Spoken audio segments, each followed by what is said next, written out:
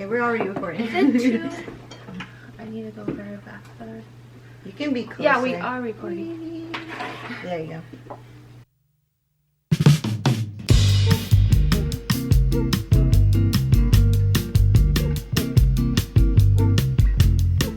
Welcome to Happiness Wellness Talk, where together we will discover how to live well.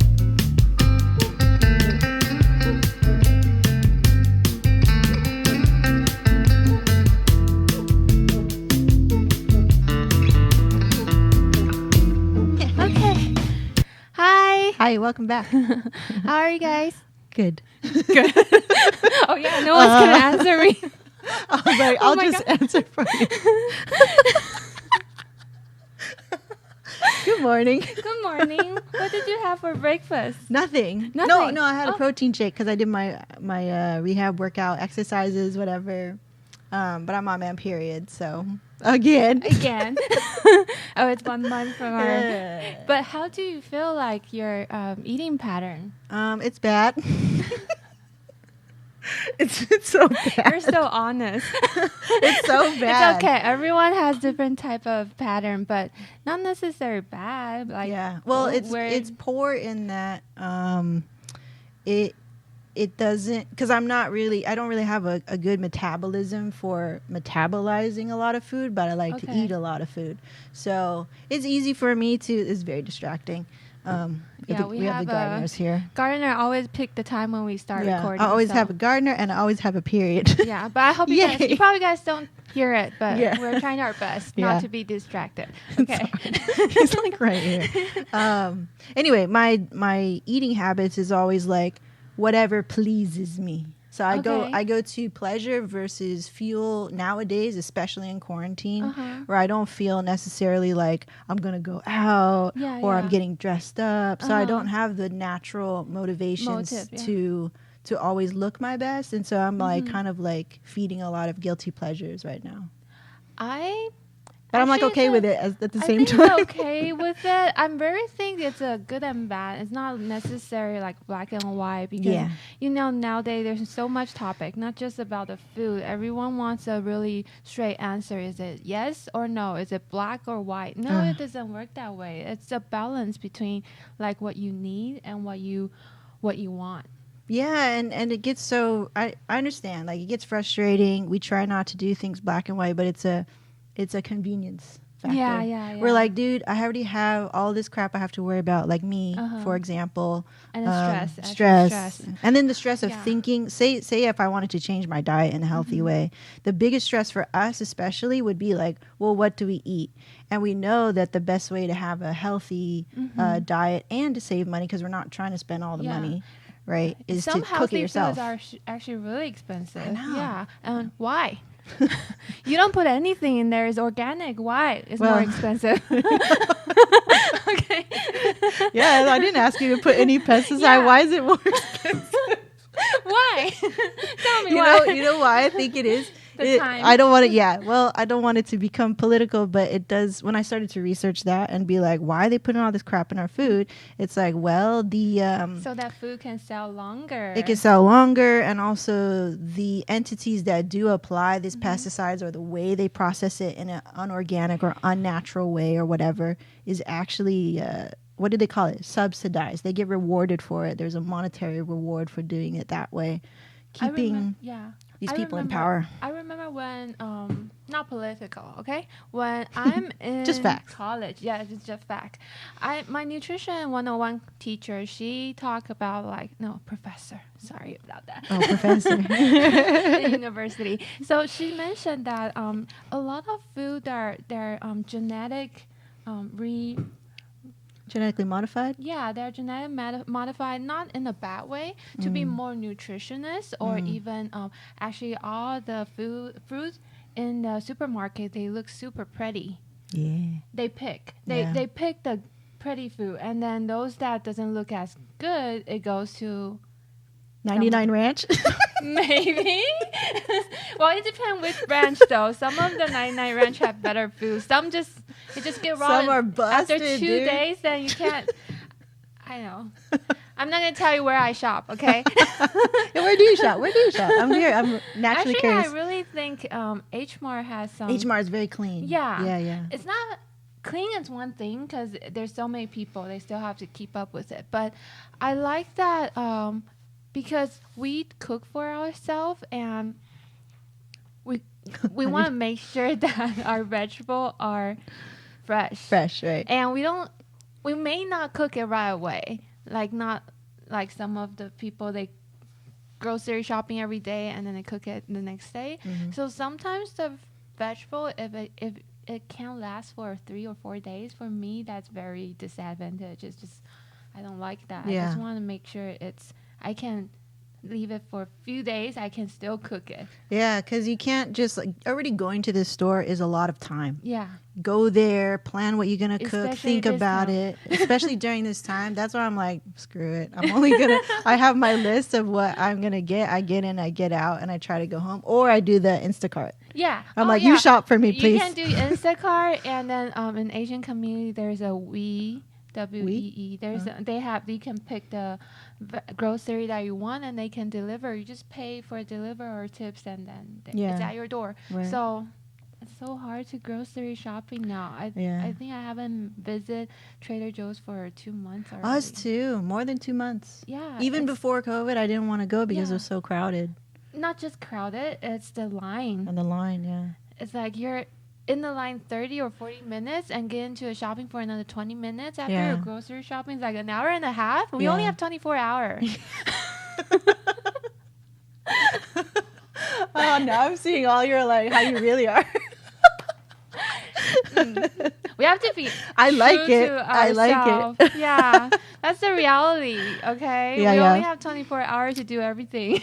True, that's what I said. I was like, dude, time is money. I remember my mom would be like, why you pay for somebody to go shopping for you? Like, don't you have fun? I'm like, yeah, I used to. And then everybody started to go to the grocery store, or everybody started to move to California. Mm-hmm. And then I'm like, dude, why is it every time I go out, doesn't matter what time, it's always traffic, it's always crowded, it's always line, and then I get road rage. And I'm like, in the line. Get home at 6, at 5. I get so upset, and I'm like, I'm just trying to do my thing and get in and get out. Uh-huh. And I used to find so much joy going to the grocery store and, ooh, what do they have? Like, what can I make? And then now it's like, screw it. Yeah, I think it's different mode. Mood when we go now. Yeah. It's like, pick it, quick. Go. What? Pack it, There's no enjoying anymore. Mm-hmm. So we used to be more like, oh, okay, I kind of want to eat this. Let's take my time and find that recipe. But now it's like, no, I only have few minutes in the grocery store, and with the mask on, we're in the second phase of the quarantine. So, and with the mask on, you're just like, please. Mm-hmm. And then you see other people don't wear their mask in the store, and then you're like, get me the heck out of here. I'm like, what am I in right now? Like, very far. Yeah.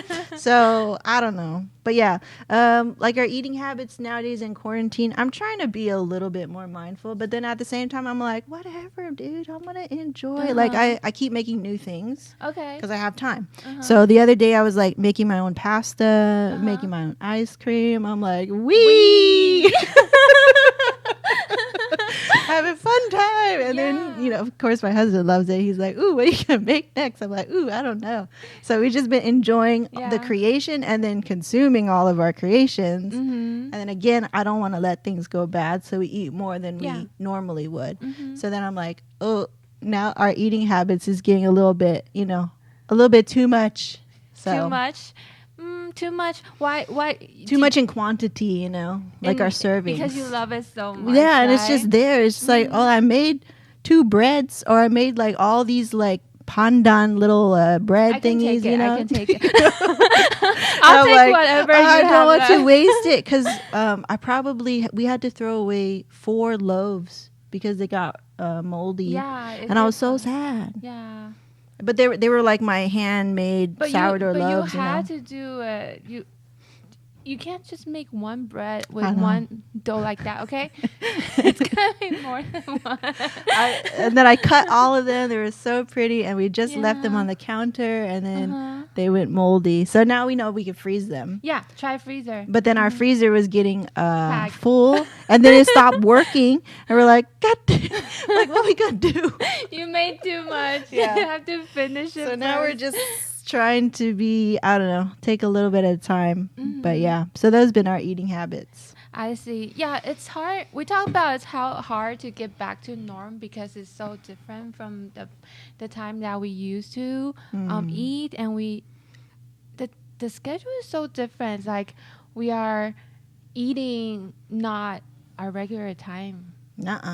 Yeah, even we have more time at home, it's harder to eat. I'm eating later in the day, like randomly eating at 9. And the sun's going down later too, right? So I don't feel like it's late. I'm like, wait, it's 8:30. And usually we have dinner at like 7 or 6. But we're not hungry yet. Exactly. So this is very interesting topic. We talk about how organs related to our emotion, how our different type of meridian related to the food that we're eating.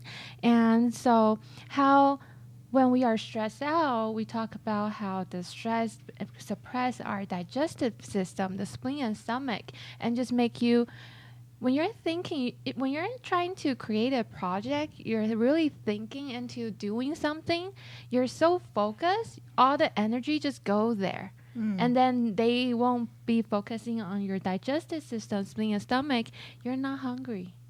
What about when I'm not necessarily stressed? Maybe I'm stressed. Subconsciously, we are under a lot of pressure that we don't know. Oh, like what happens when I eat for comfort or when I'm bored? What is that?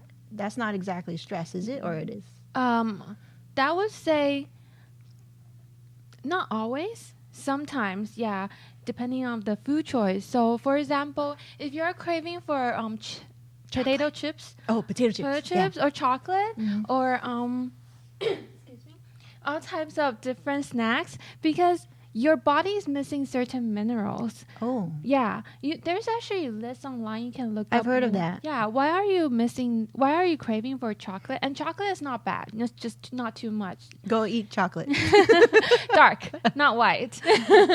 Okay. Milk, okay. Yeah. Yeah, dark. I love dark chocolate. Yeah. So when you have these craving, it's like your body's craving for minerals such as magnesium, calcium, I heard of that one. And sodium. And a lot of these nutrients, you can get it from your real food.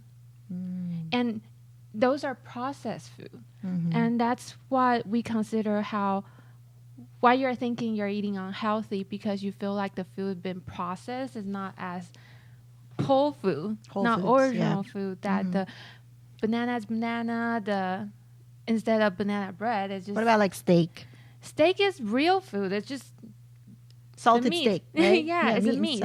Yeah, and as long as you're not salted too salty, like giving your body too much sodium, creating this hypertension state, it's not bad. It's nothing is bad for the body, only if you eat too much or not enough. I've also heard of, so I'm on my period right now, right? So what I've read is I'm losing iron.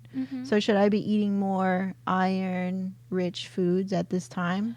Is that a myth, or like I've read that somewhere? I know, like we talk about how when your body is deficient in something that you have the craving for that type of food.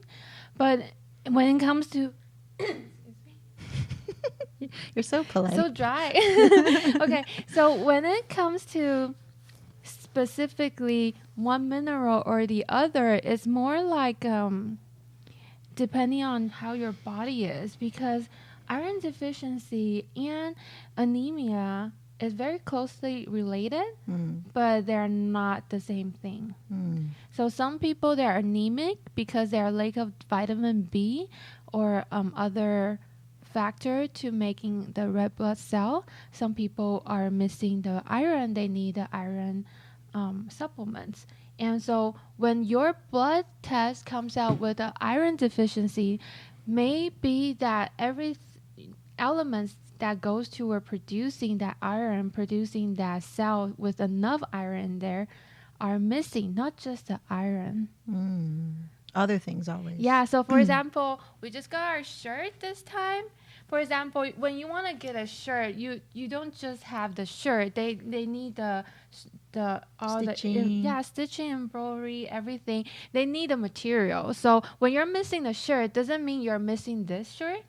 That's a good analogy. Smart. So maybe you're missing the other material to create this whole thing, and then the packaging. So when you have the t-shirt and then you need a sale, you don't have the packaging, they will delay the packaging, and then also shipment, there's a delay.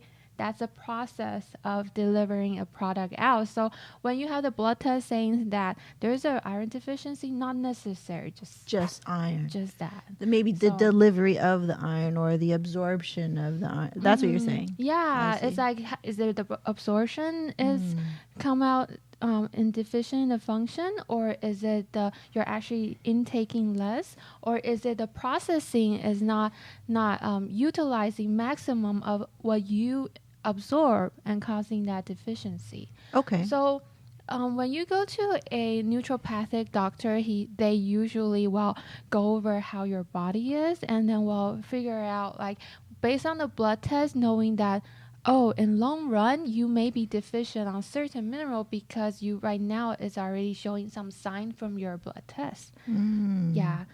Okay, welcome back. We'll go into a break. Okay, bye. Bye. The information shared on this podcast does not replace any medical advice from your doctor. Our goal is to inspire and share our personal stories on health and wellness. This podcast is brought to you by Dr. Barbara Chang at Happiness Wellness Acupuncture and Chiropractics. Trying. I think it's real because it is real, yeah. It's very real because it's not bad. Because a lot of time people look at how we do it and then thinking that it looks easy, and then but when you come to talk, it's like, wait, it's not. No, definitely not. It's not. Yeah. Yeah, because it's like, yeah, you have to think, and then you can't stop your mind, and you have to make sure it's chronologically, and then you have to make sure your environment, there's no elf, and then no spirit, and no gardener. No elf, no spirit. We went too much into that. So you got jokes today. Okay, cool. What's next? What's next? Are we doing more food stuff? This is the second half. Oh, okay. Welcome back. Welcome back, everyone. So we had a really good break about how mineral supplements, and I think all of these supplements, really make sure you consult with your primary doctor, consult with your specialist, and do see a doctor for advice, okay? Don't just self-diagnose yourself. I think I'm missing a mineral. I do that all the time. Yeah, and then also I also mentioned about how your sleep is related to your diet, your immune system is related to your diet. All these together is so important. Don't just take like melatonin for sleep, and that's a good one. You don't want to really go into too much. We should have a sleep episode. Can we do that next time? Mm-hmm. Okay, cool. Yep. And then so where we're at, I was gonna talk about the food. Oh, so see, that's why it's so hard. Okay, okay. The summertime right now is summertime, and there's a in lunar calendar after. Ooh, yes, tell me about it. A lunar calendar based on the moon. So when there's a full moon, new moon, and like, for example, they look into the time. It's a different system with what our calendar right now to make it, how would you say that, to catch up on each other. What do you mean? Because like for example, right now it's a lunar year May, but we are in July in our calendar. Oh, I heard about this morning. The age of Aquarius, how everything shifted. I mean, that's all I know. I'll bring up my little note what I made in quarantine next time. But, okay, cool. But it's very interesting how there's no secret in this acupuncture meridian theory, organ theory, 5-element theory, it does explain about the clock, your clock of the timing of the day, and then the organ related to each timing and the season, and how the lunar year is. We look into. We use the lunar year calendar to look in the 24 solar term. So 24 solar term is what are all these things? Yeah, it's like there's so much information, right? So keep it simple. Break it down. Eat based on the season. Okay. Seasonal food and based on the season. Okay. So right now we're in the summertime, and summertime in this meridian is related to our heart. So we talk about how heart is our engine of our everything, that your main engine, right? So when your engine is very overworked, it will start painting, is we're going to start sweating. And the sweat comes from the heart. It's related to our heart in this Chinese medicine theory. So when you want to take care of your heart based on the sleeping schedule, like we were going to talk into the sleep, the sleeping schedule for the heart, we say you sleep around 11 to 1, noontime, and midnight. You mean take a nap? Take a nap. Cool, I already do that. So when you're noontime, you don't have to fall asleep too much. You don't want to just like sleep the whole day, but you can just close your eyes, sit there being really quiet, meditate, or just lay there to really like recharge your circulation, recharge your metabolism, recharge your qi flow around the noontime. That's why there's a lunch break. Right? And then at the night, it's better if you're already falling asleep in midnight. But if not, if you're like really the night worker, at least that give yourself a little nap time during that 11 to 1 o'clock, morning and night. Yeah. So that's the first step to take care of the heart. The next step about the heart is the food, right? We are talking about food today. So there's a lot of food that will take care of heart. When the in the summertime, we said that when we don't want to sweat too much, it will hurt the heart. Don't cry too much, it will hurt the heart. Because we talk about 伤心, how a broken heart, it hurts the heart. When you're crying, the sweat and your tears, they're all from the heart. So you want to avoid these. And of course, the heart, again, is related to sadness. So we don't want to be too broken heart, right? All of these related to heart, you want to be rejuvenating your body with the fluid. Because you don't want to sweat too much. Second, you want to make sure you have enough water. So I'm going to get some water now. I don't have any. Interesting. So any water should work. They work. sell this now? Yeah, Costco has everything. But stay away from the crowd, okay? You can order online or just go once a month, okay? So that's cool. Alkaline water. I want to talk about water too, because what we just said, that to rejuvenate your body, the most simplest way is the water, not the ice cold water. Like we talk about how ice cold water is too cold for the body, but the warm water, room temperature water, not too hot. You don't want it to be too hot. Yeah. But warm water or room temperature water will help. Another thing is mineral water. So mineral water is and also the mountain water, all types of water, they have different minerals that your body may be missing. So when you know how like when we go exercise, we're sweating, we need electrolyte. So the most natural way to rejuvenate your electrolyte would be coconut water. Okay, or I start recommending my patients to put some. You can cut some cucumber or strawberry or put some lemon into your water. Give it some flavor. Okay, not chocolate in the water. Ew. Ew. Okay, no. You can just have chocolate or water, but not together. Okay. Ew. Okay, so yeah, those are natural way. The other way, you can find the electrolyte, the Gatorade, or all types of what would you say that all types of electrolyte drinks? Yeah, we just do the lemon water thing, cucumber water, and what was the other one that you just said? You just said it. Coconut water. Coconut water. Yeah, coconut water is very good for your digestive system, and also because of its cooling property, it will cool down your temperature in the summer. Yeah, and of course not too much. Don't drink these cold property type of water too late in night because your body will be super cold. Yeah, but again, if it's during the daytime, you really want to cool down your temperature. These are a really good way to refuel yourself. And of course, some coffee is okay, not too much. How about cold brew? Cold brew, yeah. But again, we talked about the amount of coffee in our coffee episode. Make sure you go back to the episode and talk about it. And then we also have a vlog about how to prepare your coffee. Just make it, cool it down, and put it into the fridge. You get a cold brew. Sorry. I took your line. All good.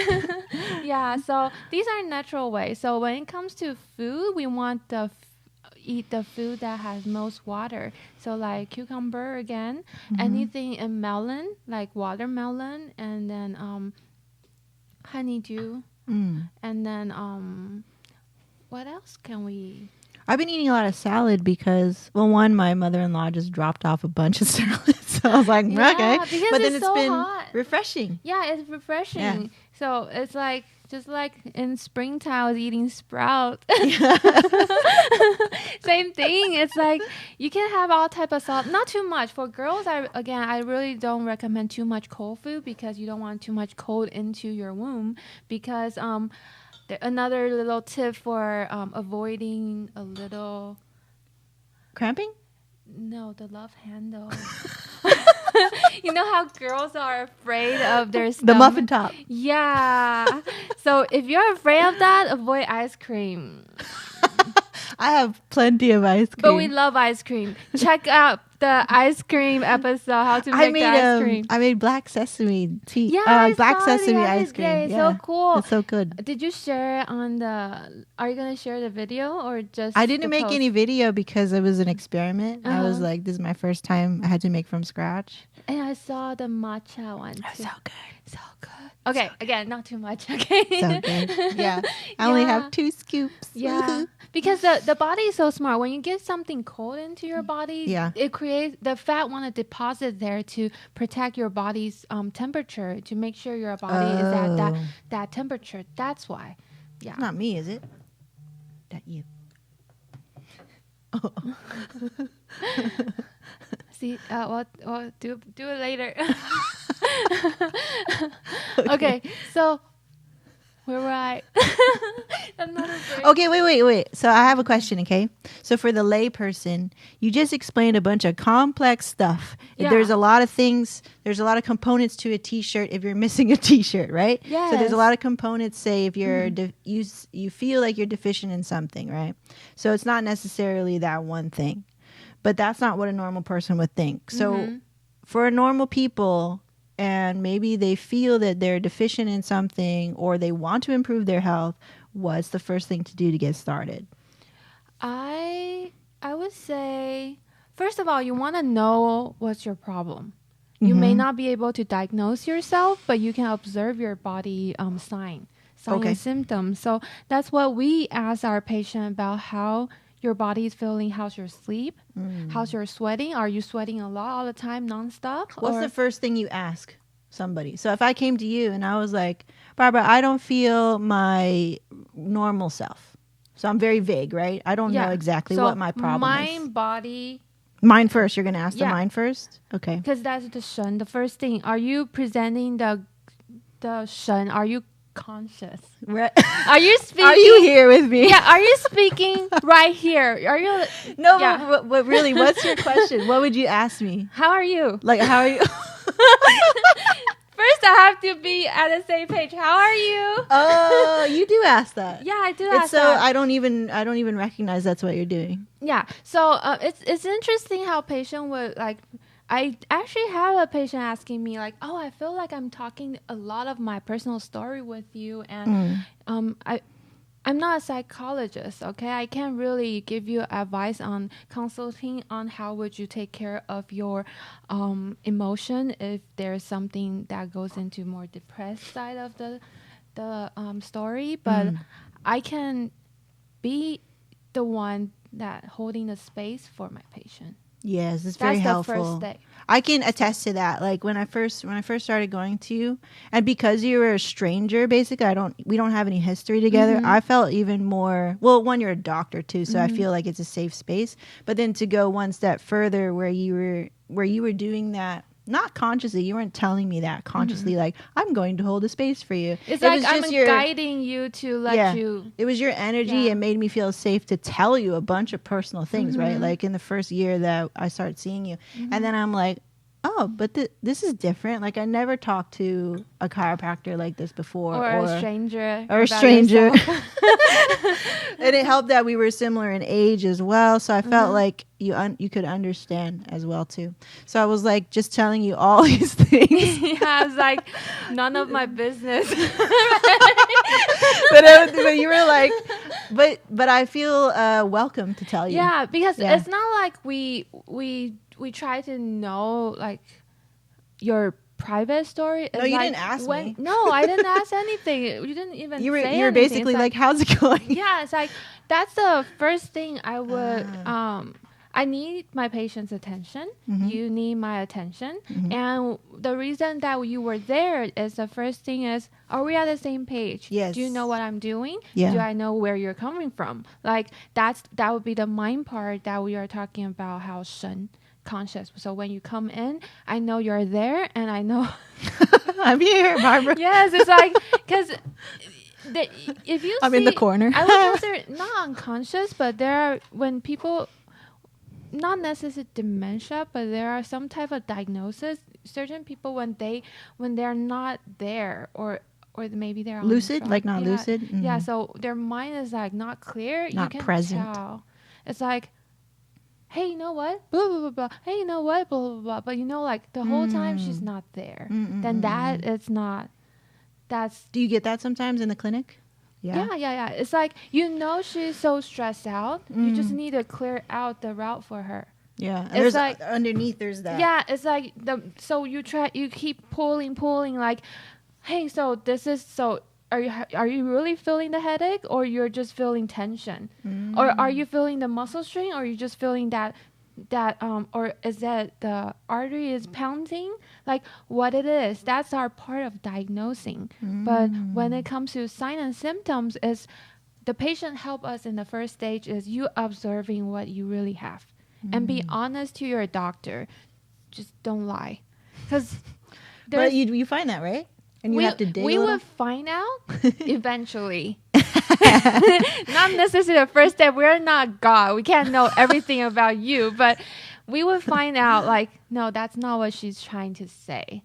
It's like not what you're trying to say. Yeah, it's like you tell me you're having a stomach pain, but in reality, it was actually your back pain. Right? It's like you really try to dig into like where was the problem, but first come from. Are you feeling comfortable here? Are you not comfortable? Then how should I start first? So that would be the first question. I see. We talked about how we ask our patient diagnosis. We 望闻问切. There's 4 stage. Well, that was really fast. What was it again? 望闻问切. So there's 4 steps in diagnosis for a Chinese medicine doctor. 望 is first thing is to observe, to see, and to observe you.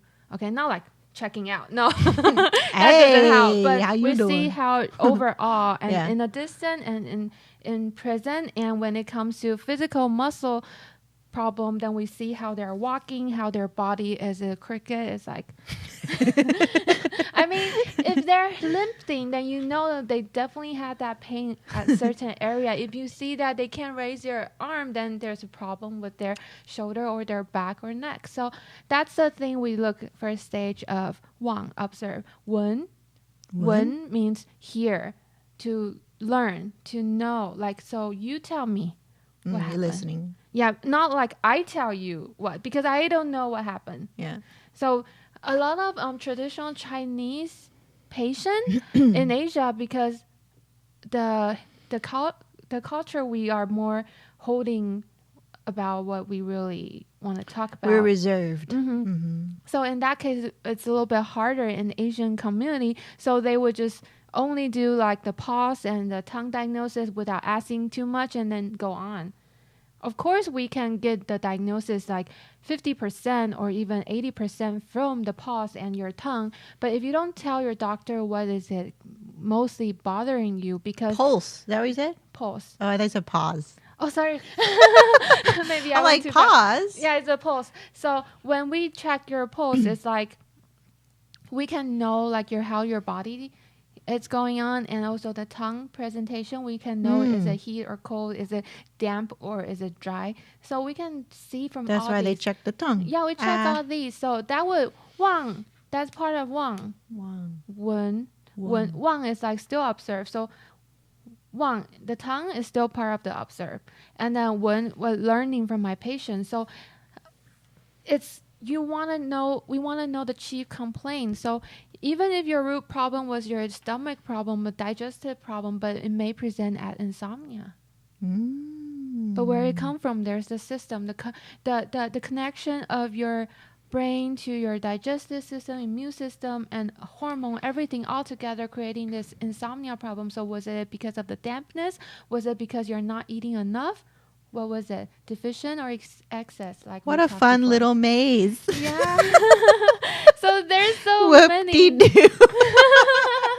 So Wang Wen, we only two part. Wen is the part like what else is missing. So you told me so much, and I feel like there's still a hole that I'm not sure. I want to fill out my pieces to diagnose you. Then I will ask you, okay, how about your urination? How's your bowel movement? How's your sleep? And then again, like the beginning, how's your sweating? Do you sweat a lot, like raining, like always, or just a little bit water coming out? It's like, how is it? Because it could be a qi deficiency, or it could be a dampness coming out, or it could be just deficiency, or heart is injured. Wow. And so it's like there's so much possibility in one condition. Insomnia is just not insomnia. Melatonin does not solve everything. No. Okay. So so Wang Wen Wen. When I asked and then I fill my picture, the last part would be qie. Qie means to cut. So to cut, so the motion of checking your pulse is I'm holding your hand, checking your pulse. It's qie. We call it to cut the pulse, like to check the pulse. You're so putting we're pressing. Like pressure, right? That's like a motion of cut. So this checking our patient, diagnosing our patient does not come just with a pause and then go on. That doesn't mean your doctor is not necessarily I wouldn't say it this way. I would say you can't just relying on one thing when it comes to diagnosis. And so again, we talk about how we talk about how traditional Chinese patient would come in like, doctor, tell me what's going on with me. Like, you have to. Well, it's good that you're saying this so that people understand at least.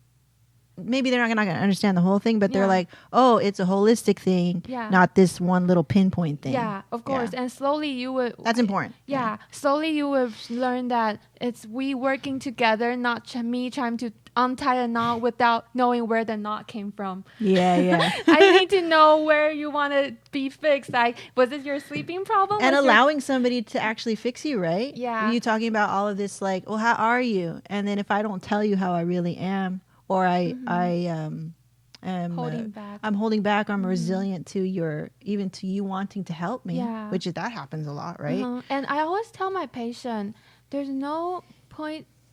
What's the benefit for me hurting you? My whole goal is just to help, right?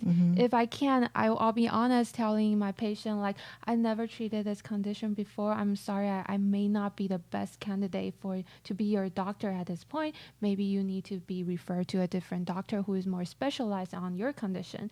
That's our job, not holding our patient in that way. We're holding a space for them to really get to trust me so that I can help them, or to know when to refer out. Right. Yeah. But I'm sure there are doctors who are filled with a big ego and are like, nope, you're my patient. This is what I told you to do. Nothing is permanent. We talk about that. I'm sure that happens. I think everyone learned from this stage of life. Nothing is permanent. So I cherish my friendship with my patients, but I don't hold them because my ultimate goal is you guys don't have to see me. Right? I can see you in a restaurant as a friend. Let's have a cup of coffee, have some ice cream, but not like, oh my God, doctor, I'm so painful. I feel your pain too. It's like hurting, right? So really, we just all want to be healthy and happy. Yeah. Same goals, right? Cool. Okay, so we'll talk about more on the body attention and maybe sleep later. Oh wow. That was like right on spot. Oh, well, we can still end it for audio. Yeah. Okay. Thanks. Thanks for tuning in, guys. Okay, cool. Yeah. Alrighty. Bye. Bye.